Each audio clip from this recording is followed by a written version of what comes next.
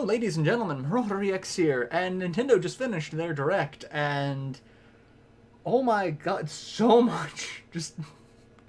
I don't think anyone at Nintendo has slept.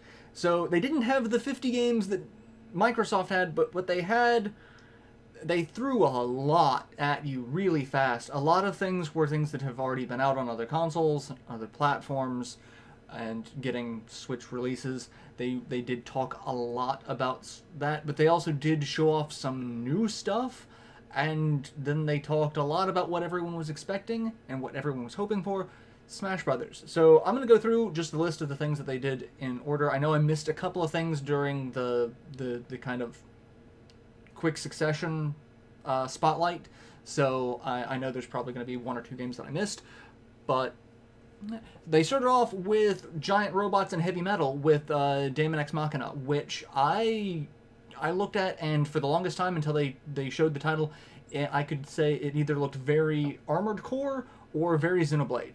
Either of those two games looked very, like, they took the mech combat from Xenoblade and just turned it into an arcade style, like, run and gun.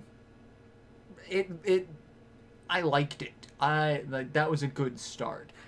Then they talked about Xenoblade 2. There's a prequel. I don't know if it's DLC or if it's going to be a standalone game. It is Xenoblade 2, and then it had a subtitle. So I'm assuming DLC, but it looks like a full story. So it's a prequel. That looked impressive and was really, really surprising to me. I was kind of blown away by that. So then we talked about more Pokemon, Pikachu, Eevee, and got a release date for that. And we got to see the little Pokeball controller a little bit more, and then they showed Mew. That's the thing. Super Mario Party, which, yeah, okay, yeah. It was the stacking, or the adjusting the screens to change how they functioned that really just kind of like, okay, that's neat.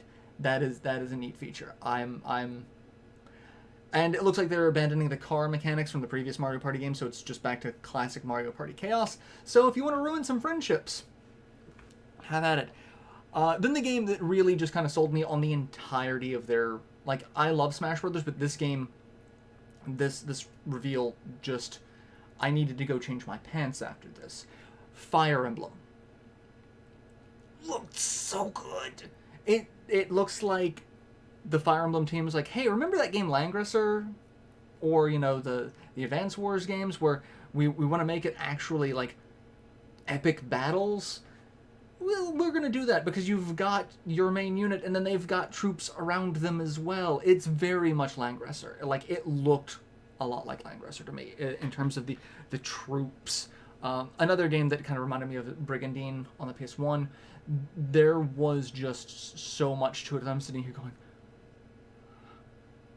please. It looks so good. I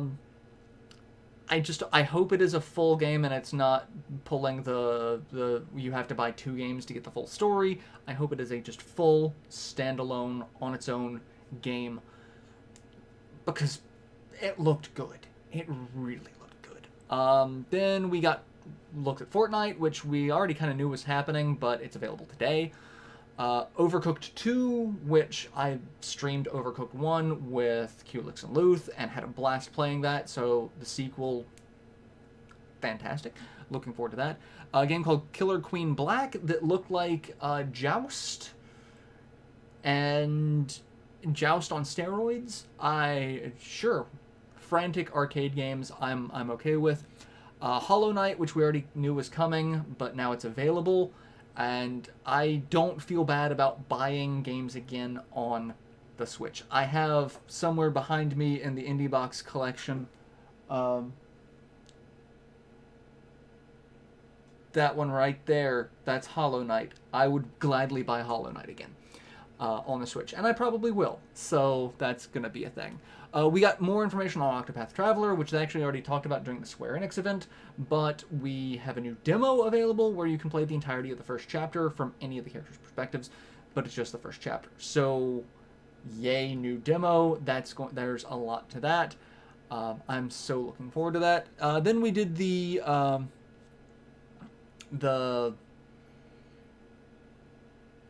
the rapid fire, like, just name of the game, quick few seconds of gameplay. So again, I missed a couple of these.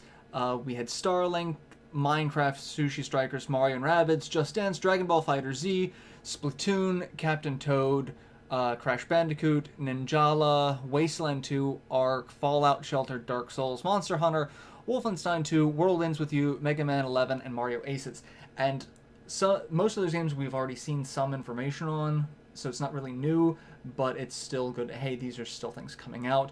Mega Man 11, Mario Aces, World Ends With You, Fallout Shelter, Wasteland 2. Those are all games that I'm super excited. Also, Wasteland 2, I have a version of the indie box back there, and I will, again, gladly buy it on the Switch because it's just so good looking.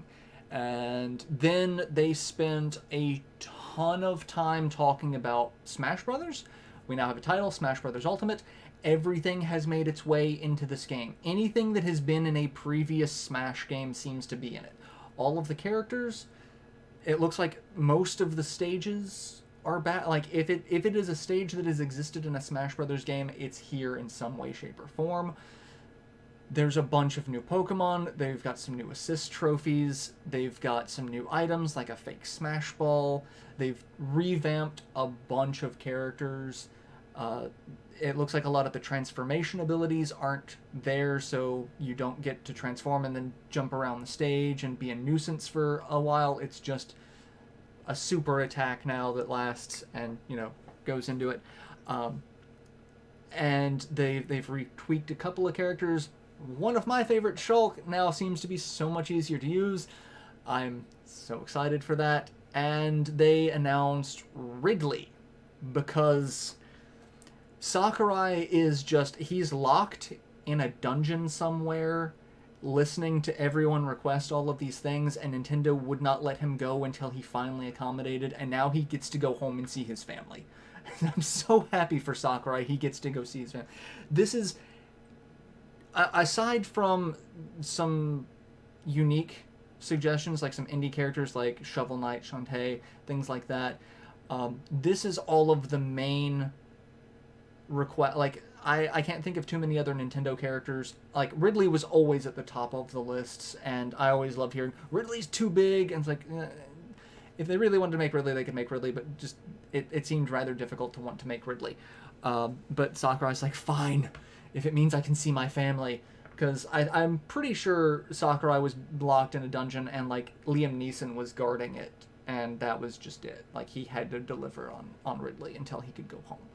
So Smash Brothers Ultimate seems to live up to the title, Ultimate. It's got everything, and it's got lots of little detail. Like different voices for different outfits for characters, like Ike and Bayonetta have different sound effects and voice lines. That's impressive. They have finally acknowledged the existence of clones with the Echo characters, and there's just a lot of detail to this that I'm actually really excited about. Like, however, this means there's absolutely no reason to play Smash on the Wii U ever again, because, which is kind of disappointing, but this was impressive. I kind of wish they had focused a little bit more on the super quick games. I would have loved to have seen a little bit more on, Mega Man 11, World Ends With You. I would have liked to see a little bit more on Starlink, and then the games that they did talk about a little bit more, like, I would have loved to see a little bit more of Fire Emblem. But that's me, because, yeah. So, yeah, there were a lot of games here that really kind of targeted me. Like, my style of gaming, RPGs, tactical games, and then, like, fun miscellaneous party games. I was really surprised by it. I think if they had talked a little bit more about some of the games, they could have easily won E3. I think it's kind of a toss-up between Nintendo and Microsoft, depending on your style of game. that either of them just kind of walked away with E3 like, hey,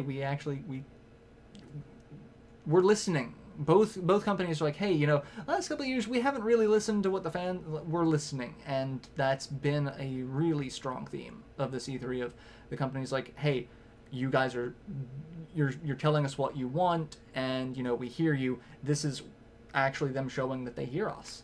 So I was really surprised. I think I lean a little bit more toward Nintendo as the winner because I'm a little biased strictly for Fire Emblem. That really just kind of sold me. Like, that game just made me excited. I squealed just a little bit. Like, it was totally not embarrassing. I will own up to that. It was awesome. And then all the other games that I've already known about, just getting a little bit more information of, I was impressed by. And yeah, I really liked Nintendo's conference. I was really, really a fan of that. I really just hope Sakurai can get some sleep now, and he can go home to his family, get some sleep, and hopefully not worry about this until the next console. Like, give him a couple of years just to rest. I mean, I'm pretty sure Sakurai is aging backwards, because if you look at him, he's got that Benjamin Button thing where he's just aging backwards, because I swear every time I see him he looks younger and younger. But I think that might be something Nintendo's doing to keep him around so that he can keep producing these games and keep just throwing content in. The only thing I do hope about Smash Brothers is that things are a little bit balanced, a little bit better. They did announce that there are a lot of changes to, like, damage calculations in terms of, like, 1 versus 1 or multiple brawls. So I do hope that, some characters, because I know for a long time, like, Bayonetta was just way too strong. I don't like to say broken, but like there was a power discrepancy on Bayonetta's case that I hope that they've addressed some of those things to where these characters aren't necessarily infinitely better. So yeah, I hope a lot of the numbers have been tweaked, because I know tier lists are a big thing in Smash Brothers, and if you're gonna have this many characters, there is going to be a tier list. I just hope it's a little more balanced to where it's like the top of the tier list and the bottom of the tier list are not such a discrepancy this time. That's what I'm hoping. So yeah, good on Nintendo. Well done. Good show. E3 has been different this year. There have been a lot of... I went into it with a lot of expectations, and there was a lot of surprises. A lot of surprises. So yeah. Let me know what you thought of this year's E3. Who do you think won E3 this year? I was really impressed by everyone's showing to a degree. Like, Sony was probably the weakest, but like it's in it. I always say this every E3 because I genuinely feel this way. I feel like it's a good year to be a gamer. I feel like there's a lot of good stuff on the horizon, a lot of good stuff coming out, and a lot of stuff to look forward to for the future in terms of gaming. I get very hopeful and wistful this time of year